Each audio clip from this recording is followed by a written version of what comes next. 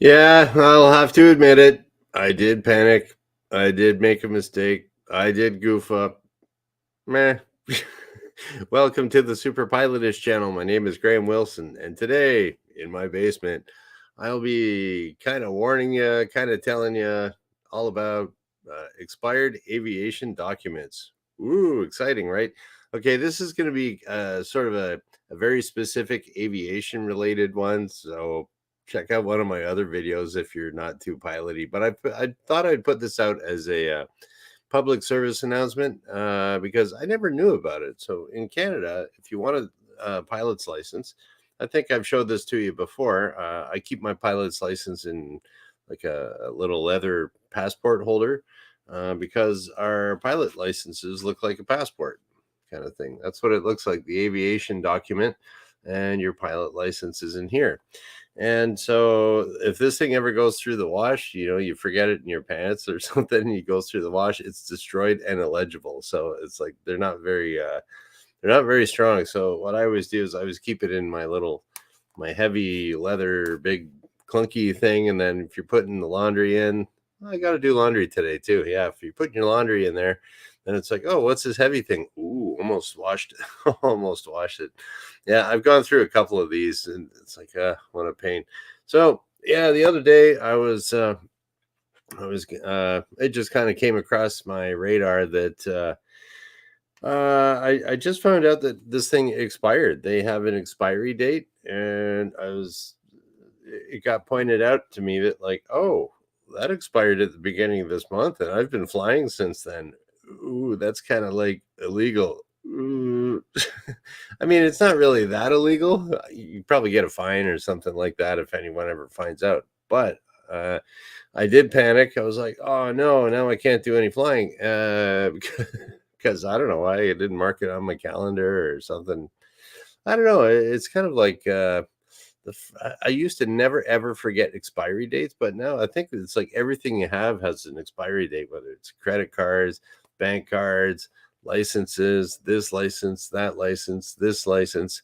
And yes, Ranch, I'm saying this online. So as it turned out, I got lucky that there you I technically I was not illegal. Actually, legally I was not illegal because I didn't know about it. I just got lucky here.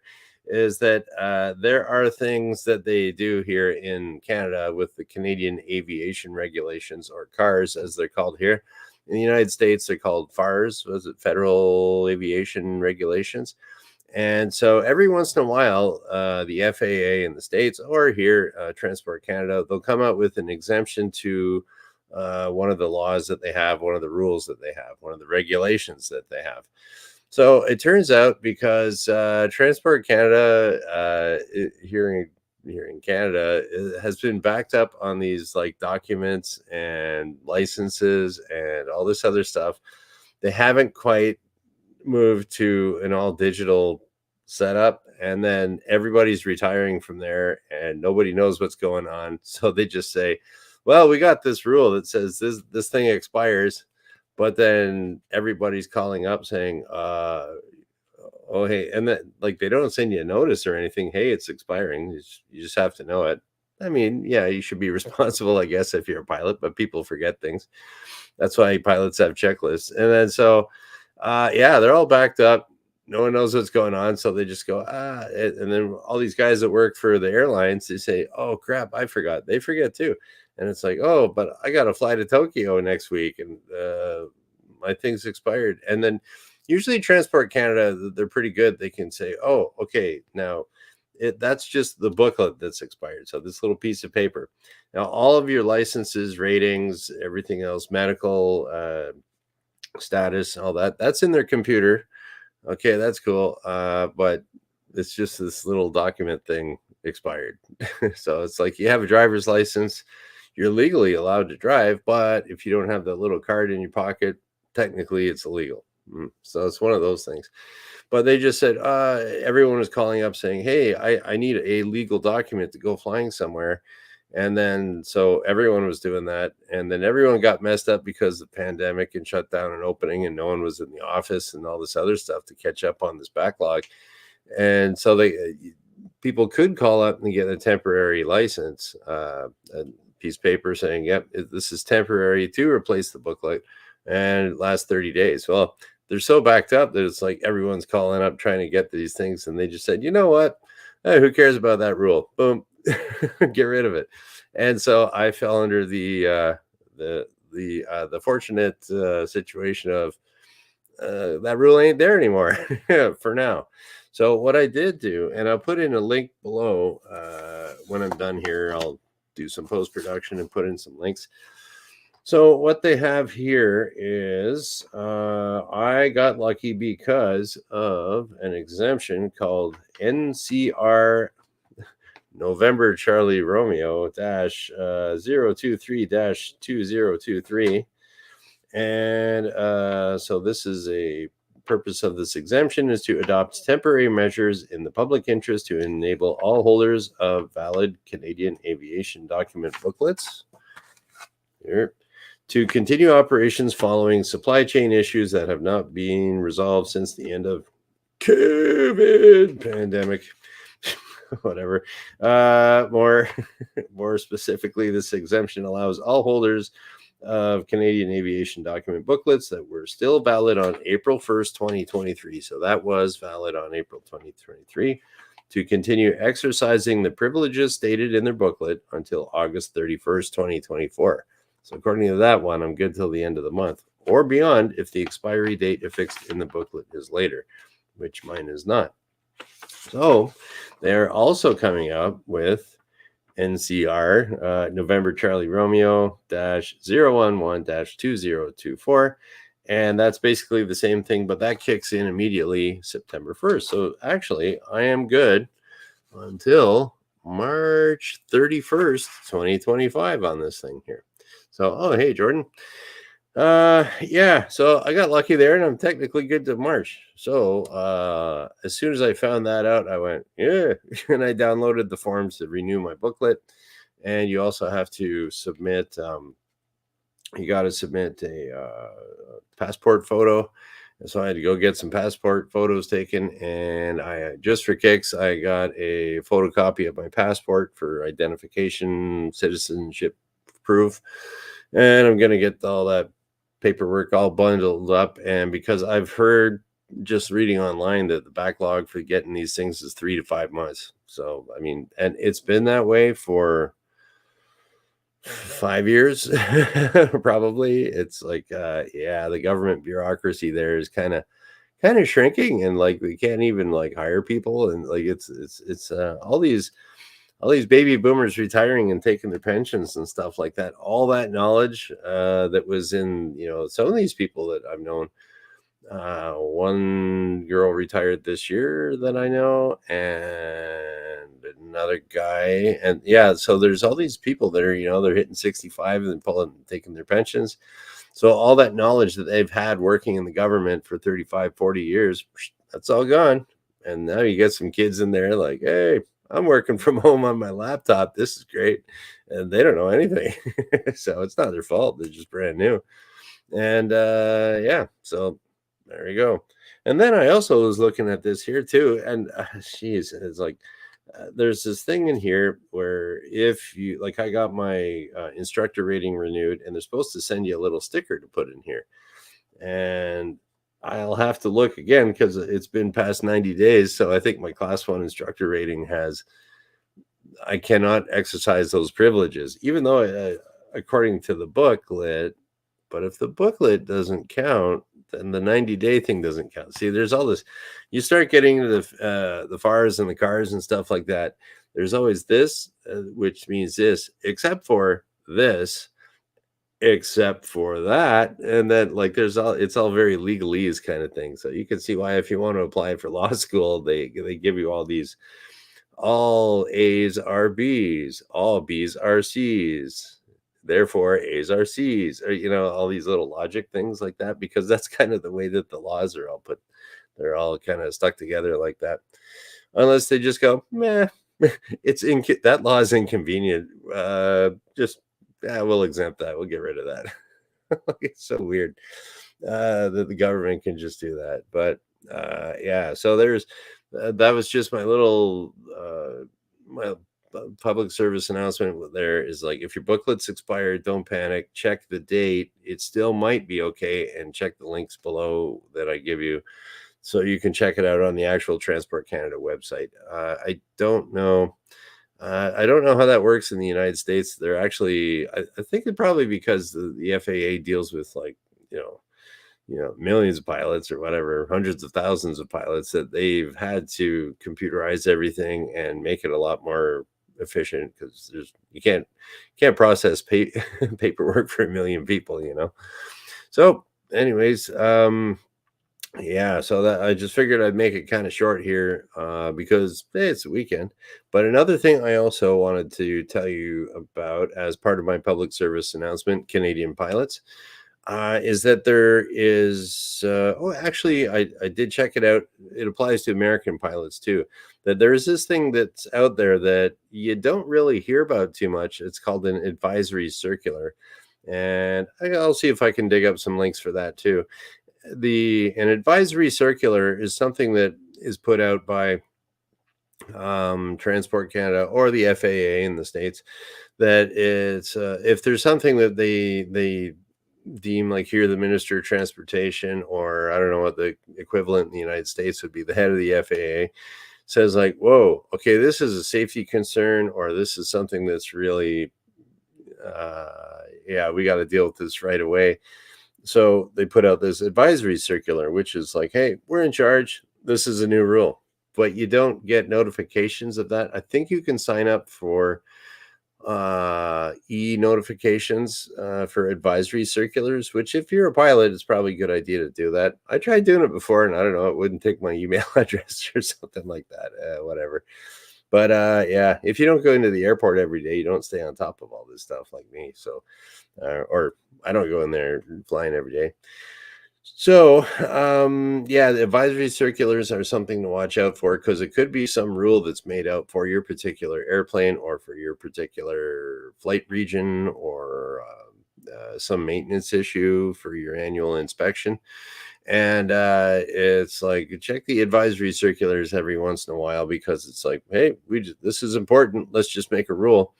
And then later on, we'll incorporate that into the FARs or the cars or whatever, because those the way that those are set up, it's actually a law that has to be passed through here. It's the Department of Justice here in Canada.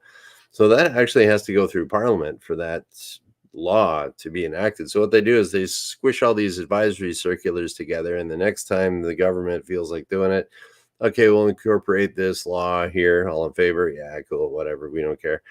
And then, and now it becomes part of the Canadian Aviation Regulations, or the Federal Aviation Regulations in the States.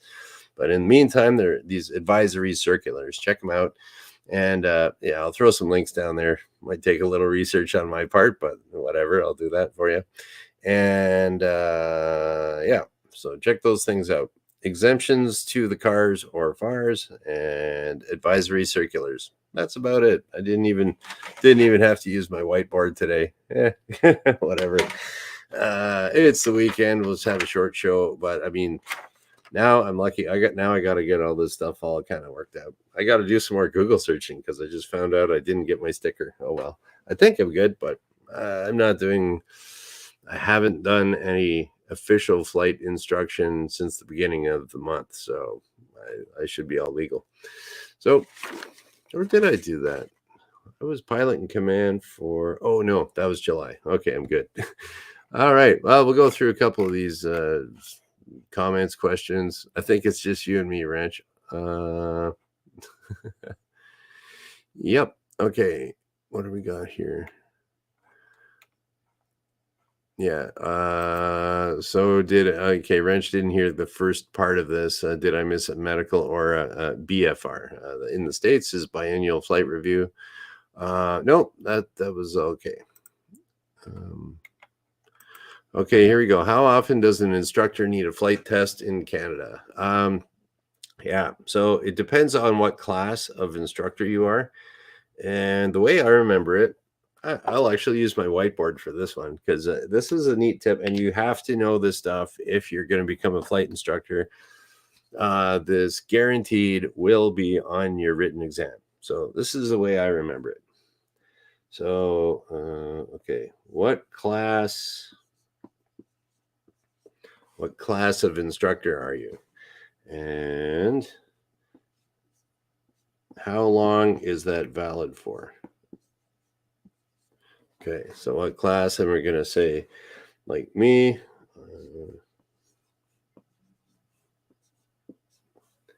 All right, so class 1 instructor, that's what I am. And then I can oversee all these people. You start off as a class 4 and you work your way up to the class 1.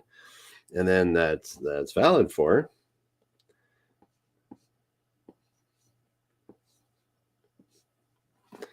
So the class 1 is valid for 4 years. So I'm good for 4. I just did a re-ride this year, a renewal ride, and so I'm good for 4 years. Class 2 would be good for 3. Class 3 is good for 2, and class 4 is good for 1.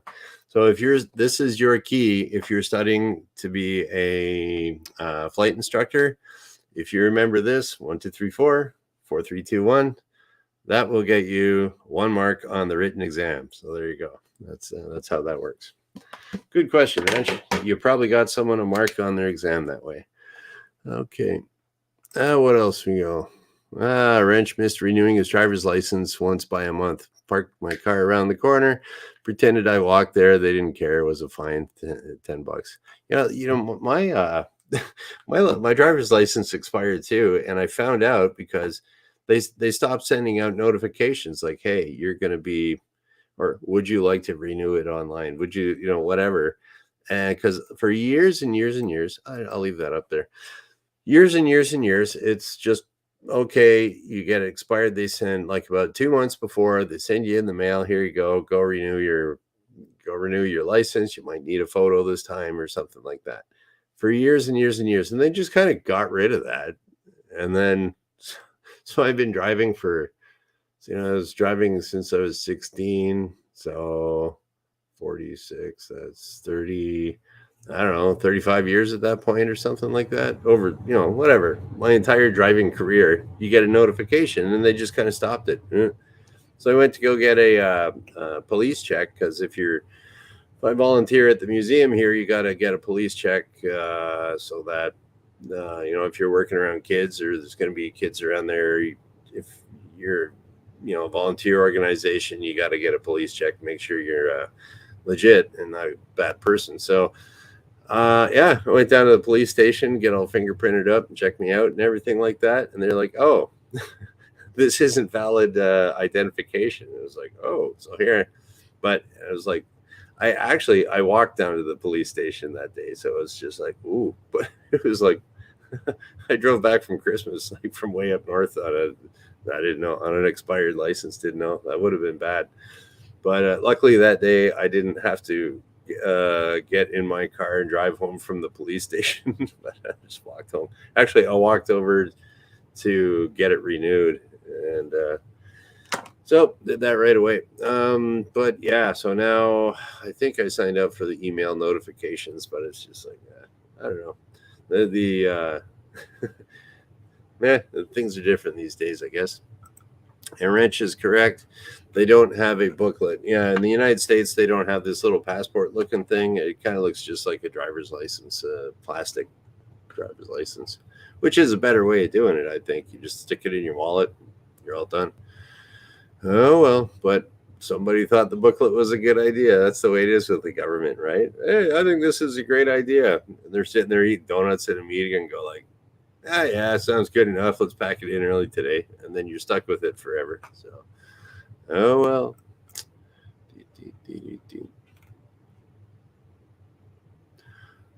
Yeah, here we go. So Wrench is in AOPA. Yeah, the Canadian version of that is COPA, Canadian Owner Pilots Association. Okay, only way I know what's going on, and every 2 years need a flight test. Instructor will tell you. Yep. Okay.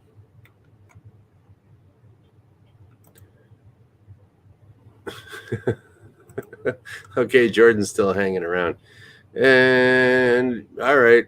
It's like Jordan's kicking me out of here. Sounds good. Okay. So you thank you for the good story. There we go. And Shecky, you have a nice weekend too. All right, so yeah, that's about it today. And I'm not having pizza tonight. I'm not having tacos. I actually went to the Mexican grocery store and got these great big monster burritos. So I'm going to experiment with monster burritos tonight. Like these great big huge burrito shells. So I'm gonna try my expert folding technique. I still don't know how to do that quite yet, but I've been watching YouTube videos on that. So no pizza, it'll just be excellent burritos, and we got some avocados. I'm going to try to recreate this awesome burrito I had down in El Salvador, so we will see. Oh, and Brian's popping in here too, just a little bit. So Brian's agreeing that the responsibility is with the pilot, and it's a very good point to bring up today. Although with the backlog with Nav Canada, are they really enforcing fines or reprimands? They are.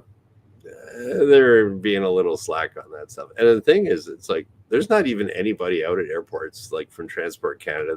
They're in their office doing paperwork trying to catch up.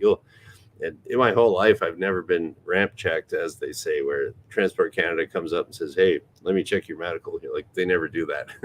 So, yeah, I wouldn't worry about it, Brian. Like the strange thing about aviation is that it's so based on the honor system. You can get away with all kinds of shady stuff if you want, but like 99.999% of pilots do their best. So like that's kind of interesting. Okay. So tells you that pilots are good guys and gals. So all right, so that's about it. Today's Friday. I will be back on Monday because I do this Monday, Wednesday, Friday at noon Eastern, and we're gonna shut her down. So you guys have a great weekend and renew those booklets. And thanks for watching. Bye.